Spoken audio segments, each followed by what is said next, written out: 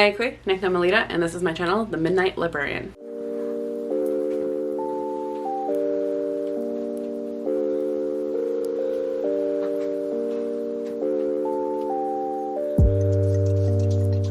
Today I will be going over my January book haul. Before, when I did book hauls, particularly in 2021, I believe in partially in 2020, I did them by season. This is something that I believe I picked up from Kayla from Books and Lala, and ultimately didn't do very well in terms of editing them because I buy a lot of books and it was just a lot to a little overwhelming for me once I filmed and realized just how many things I had to edit. So I'm gonna try it differently and try to do it after every month.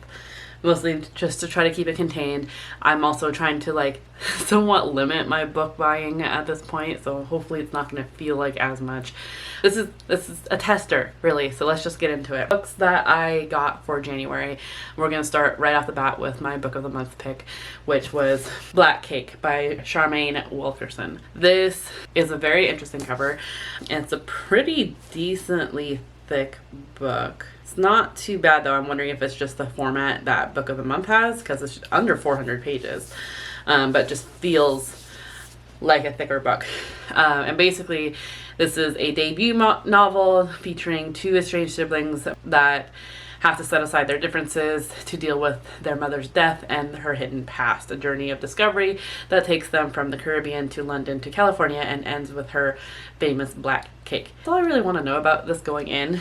If you have watched my book hauls before, I don't know a whole lot about the synopsises. I review them before I purchase the books just to make sure that I am in fact interested in the book, but more oftentimes than not, I will forget about them completely. So if I'm looking over this direction, it's because I am kind of just reviewing the synopsis again. I kind of like not knowing what I'm getting into when I get into it. I have already reviewed it, I purchased it, it sounded interesting to me, and I just kind of go into the book not knowing. So there's definitely genres I'm in moods for at certain times, but ultimately just don't really want to know. The next book was one of the bonus picks for book of the month for January, and this one in particular is one that I've already read, and that is Tastemakers: 7 Immigrant Women Who Revolutionized Food in America by Mayuk Sen. This is a nonfiction, and basically each chapter is a different immigrant woman that had come to the United States and somehow influenced or revolutionized food in America, pretty much what the title says.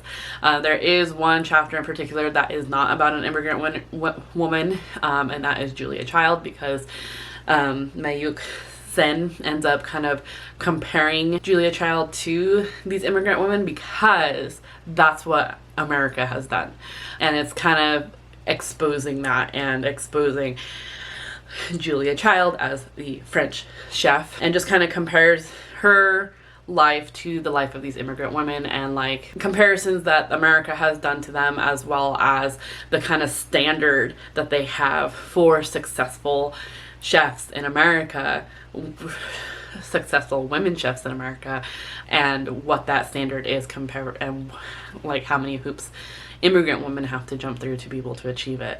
I have already read this one. I have a brief overview of my thoughts in my January wrap-up if you want to go check that out. Ultimately did enjoy this. I think I rated this 4 stars.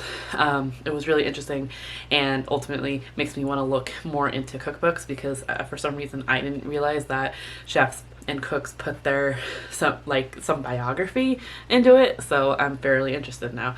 Not to mention I have a bunch of cookbooks and just never looked that thoroughly into them. So the other bonus book that I have was actually offered in April of 2020, I believe. Something like that. I don't know. For some reason, this is the first, I happened to look for another add-on for Book of the Month and found this one, and that is The Library of Legends by Janie Chang. It is based in China in 1937. It's a historical fiction. When Japanese bombs began falling on the city of Nanking, 19-year-old Hu Lian and her classmates at Minghua.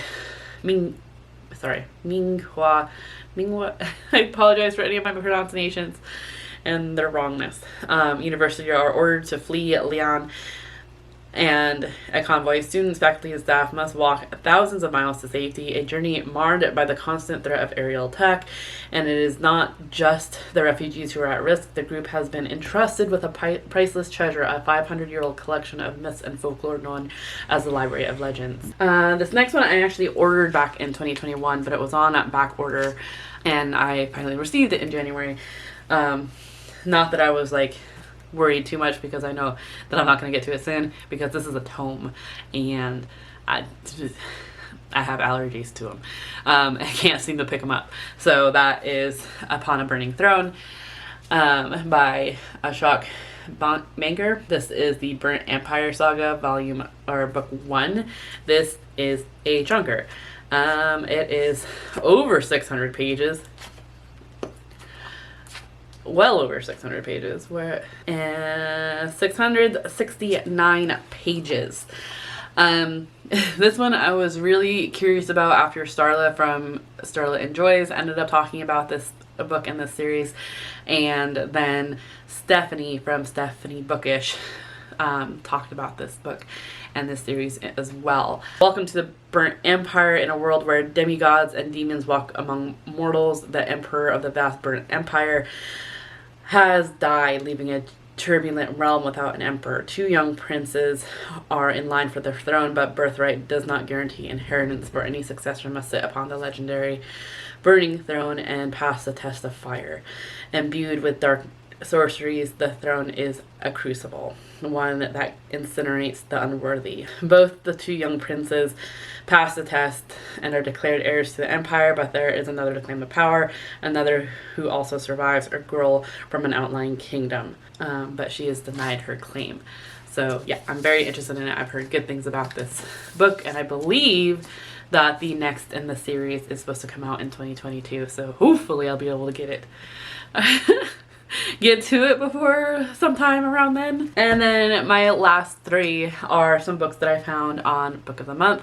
Not Book of the Month, bookshop.org. It's becoming one of my favorite websites to get books from, an alternative to Amazon if it's available to you. I know that it's currently only available in the United States, UK, and Spain, but it's almost as fun searching through their website as it is kind of meandering a bookstore, if that makes any sense. Of course, nothing can replace meandering a bookstore and just kind of stumbling upon random treasures, but it's still fun to look through. The first is Tentacles and Teeth by Ariel Sealing. The apocalypse wasn't what anyone expected. No rising floodwaters, no zombies, no nuclear bombs. Instead, monsters. Their sudden invasion left the world in shatters, and now decades later, all that's left of human civilization are a few nomadic bands struggling to survive off the land. So the cover really intrigued me, as well as the synopsis. That actually sounds like a couple of climate fiction books that are available right now that I'm also interested in. So I'm very, very curious about it. Next is a children's book that I thought looked relatively cute and what I would like to get to soon. And it's called Small Night and the Anxiety Monster, written and illustrated by Manka Kasha. When Small Night feels pressure from their parents to be a perfect princess, an anxiety monster shows up. No one else can see the monster, so Small Night and their best friend Tiny Bear realize they need to save themselves. Together they set off on a magical quest, only to discover that the answer was inside them all along. It looked really cute. It was also, I bought it during a time when I was feeling anxious and hope to pick it up during sometime soon as well. And then finally, my last book for this haul is from an author that I've read from before, and I'm eager to look into more of their works, and that is The Hummingbird's Gift by Cy Montgomery. So I have read How to Be a Good Creature, a memoir in 13 Animals by Cy Montgomery, and that was really actually very cute. I have this one, The Hummingbird's Gift, wonder, beauty, and renewal on wings. The lightest birds in the sky, hummingbirds are capable of astonishing feats, such as flying backwards, diving at speeds of 61 miles per hour, and beating their wings more than 60 times a second. Miraculous creatures, hummingbirds are also incredibly vulnerable when they first emerge from their eggs. That's where Brenda Sherburne-LaBelle comes in. With tenderness and patience, she rescues abandoned hummingbirds and nurses them back to health until they can fly away and live in the wild. So yeah, that's all I really want to know going into this, because it's a relatively short book. Also a beautiful cover. I have another one of Sia Montgomery's books as well that I've been wanting to read, which is The Soul of Octopus. So I'm hoping to be able to get to some of their works soon. So that is my book haul for January. If you have read any of these, I would love to hear your opinions down in the comments down below. Really excited for them. I'm hoping that I can get to them relatively shortly. So far so good in terms of having one down out of the 1, 2, 3, 4, 5, 6, 7, which isn't bad. And that's one thing that I was trying to implement last year, that towards the end of the year, that I'm hoping to go forward with in 2022, that I don't believe I've talked about. And basically, when it comes to purchasing books, I'm trying to only purchase ones that so in the month of January, I read 8 books. One of them I didn't own yet. It was a library book, and like halfway through the library book, I enjoyed it so much that I bought a physical copy. So technically I only read 7 books that I owned, and so I was allowed to get 7 books, if that makes sense. It doesn't help in terms of getting down my physical TBR, but I think it's more of an accountability thing of just like, all right, you have to read books that you own, so in order to get more books. So already though, I can tell you that for February, I've already bought more than I read, so much for that. What are some of how do you hold yourself accountable when buying books? Or do you not buy books? Do you strictly use library books? I'm finding I have a hard time with library books that aren't audiobooks, because I feel guilty for reading something that I don't have physically when I have so much physically. So let me know down in the comments down below. Otherwise, remember to hit the like button, hit the subscribe button, hit the little bell icon to get notified when I post more content. And I hope that you are in the mental mindset to enjoy your reading. I will see you in another video very soon. Chew.